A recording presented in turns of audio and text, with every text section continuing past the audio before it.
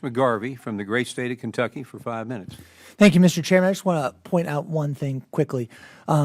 When we're talking about rules and regulations, the first Trump administration issued 1,313 rules and regulations. The Biden administration issued 1,167 rules and regulations, less than Trump one. I'm very interested in making sure that our small businesses don't have a regulatory burden. I just want us to be honest about the data and the numbers when we're talking about them. So, Dr. Mulligan, one thing I want to talk with you about is in your written testimony, you use the words regulation and regulatory 55 times. You never once mention the word tariff. 0 times do you talk about tariff. That's frustrating to me because right now, if you want to come to Louisville, Kentucky and walk around and talk to small business owners with me, that is the #1 thing they are talking about. And you are supposed to be the small business's voice and advocate here in Washington. So the concern isn't just anecdotal. It's not just somebody telling me at their business what this is doing to them and their customers. All of the data bears this out.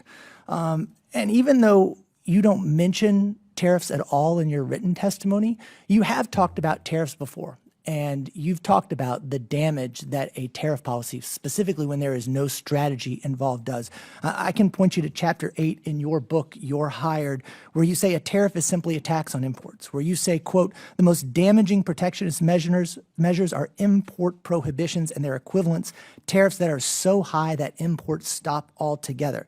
You also said, quote, tariffs are taxes on top of all the other taxes and regulations of our economy, and they, quote, reduce employment, real incomes, and GDP.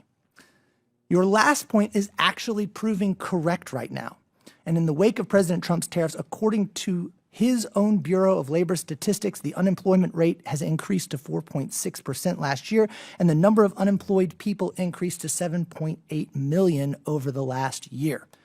The Chamber of Commerce has reported that a majority of small businesses expect to raise prices and have less revenue than usual, so less disposable income is going to come back into our local economies and stimulate growth. And of course, it is making things harder for small businesses from Louisville across this country.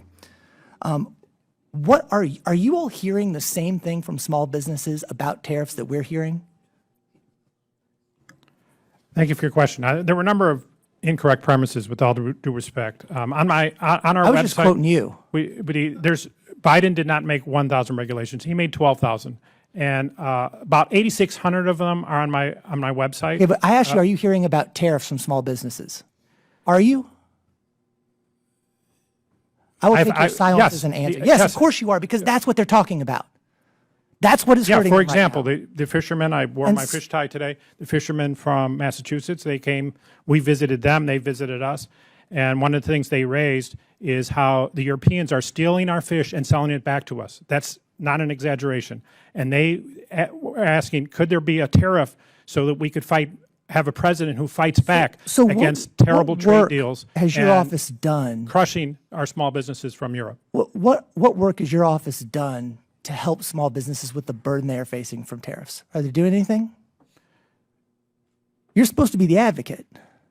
You're right. I am the advocate, and my job #1 is I listen. What have you done? Because we've got limited time. What have you done? 2 things: listen and make sure the policymakers are hearing what I'm hearing. Right, because the president, when he went in front of the Supreme Court, said this is regulatory.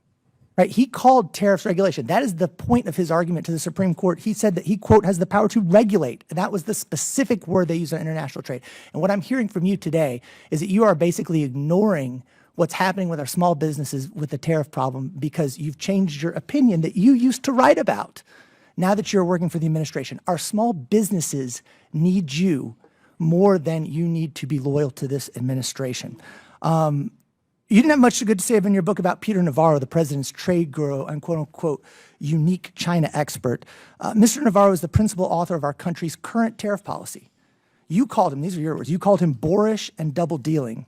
You wrote that you were, quote, stunned by how misinformed he was in policy discussions. You accused him of economic illiteracy. You even pointed out that he was so out of touch that he went around Capitol Hill making a big stink about a bill, and I'm not making this up, that he named the FART Act. Setting aside your personal differences with Mr. Navarro, you seem to have diametrically opposed views on tariffs and what he does. Do you think he's the right man to be leading our trade policy right now?